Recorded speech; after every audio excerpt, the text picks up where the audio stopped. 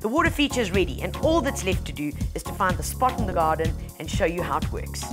Before we get to assembling our water feature, the final thing that I want to do to this guy is give it a final technique. So, this is how you do it. You want to get a piece of cardboard. I find it generally works the easiest. You want something that you can work in and that's easy to handle. And just a nice broad paintbrush. Take a bit of ordinary PVA, white PVA, and put a bit literally as if you're painting the cardboard. When you're applying it, this is not like painting. You want a very gentle action because you literally just want to touch the white on the positive. This is how we do it. You're just gonna run it across like that. And you see, because we're doing it quite gently, very soft wrist action, you're not getting it into the negative at all. You're just hitting onto the higher surfaces.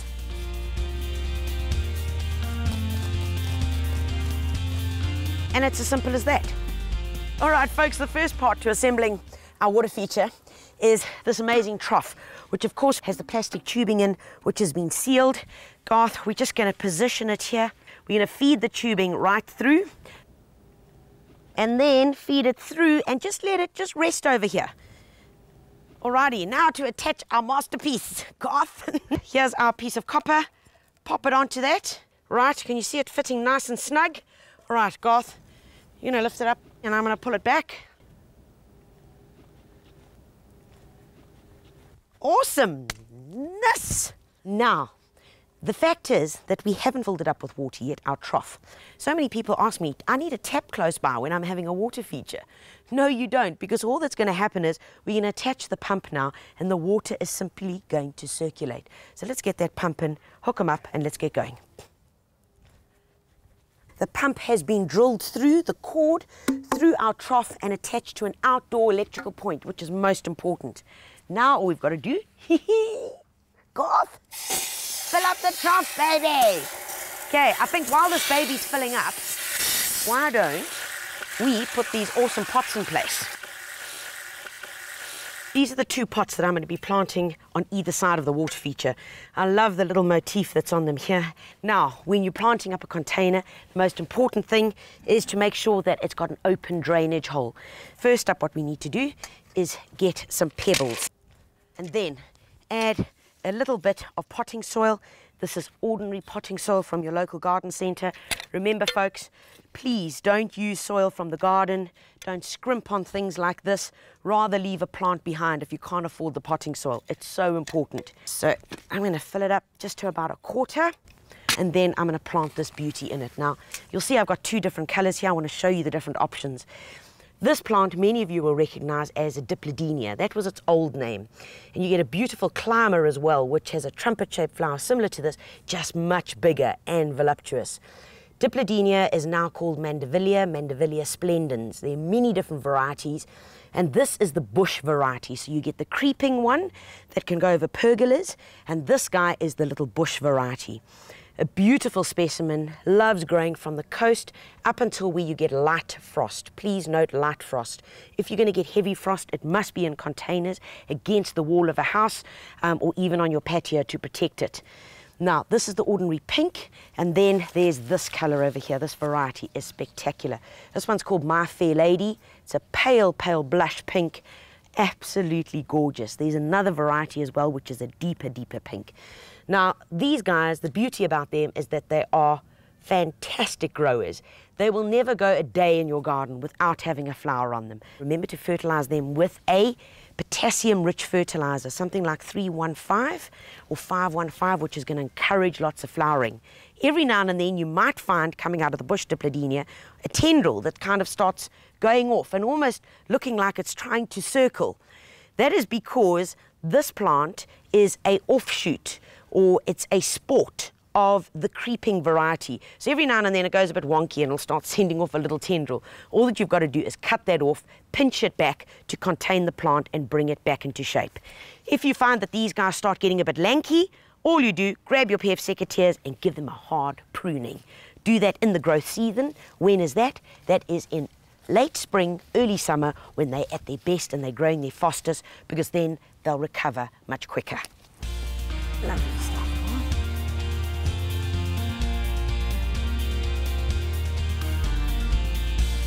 Last up, before we turn the water feature on, I just want to lay some pebbles around here just to finish it off. I can't wait. Bring it, Garth. That's the one.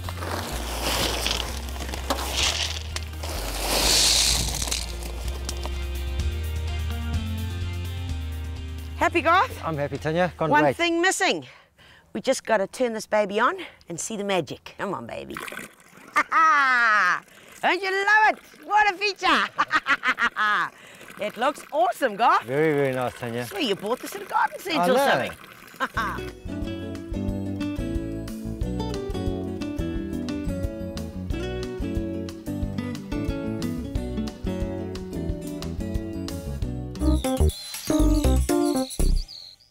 This week's question comes from Leon, who lives in South Broome on the KwaZulu-Natal South Coast. And his question is it okay to plant ornamental bamboo plants in my garden? Well, Leon, I hope you haven't done it already. Because if you have, what happens is they no longer become ornamentals. They kind of get a bit large.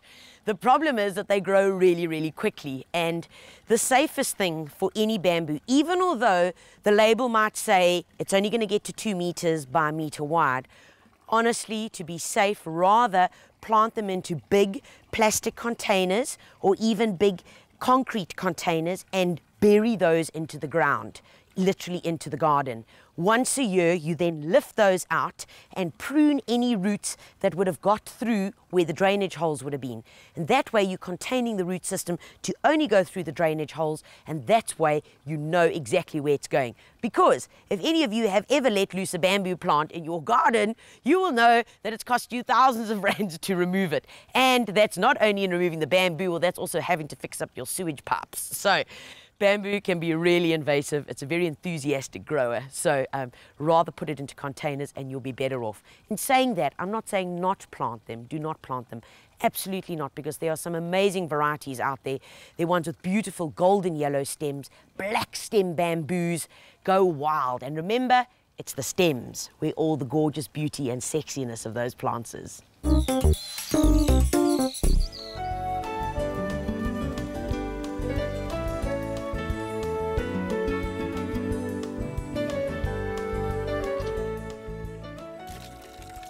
I'm delighted, Garth.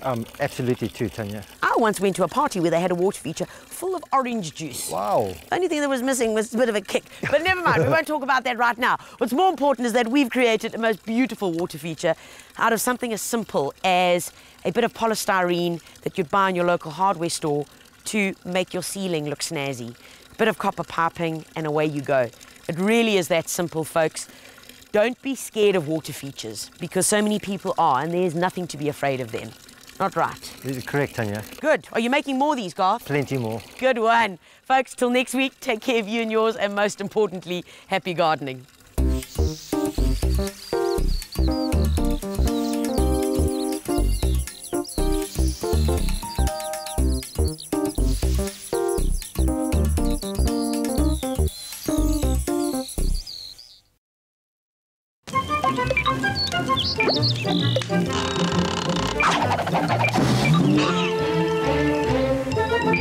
Make 15% more concrete from every bag. The Gardener is brought to you by PPC.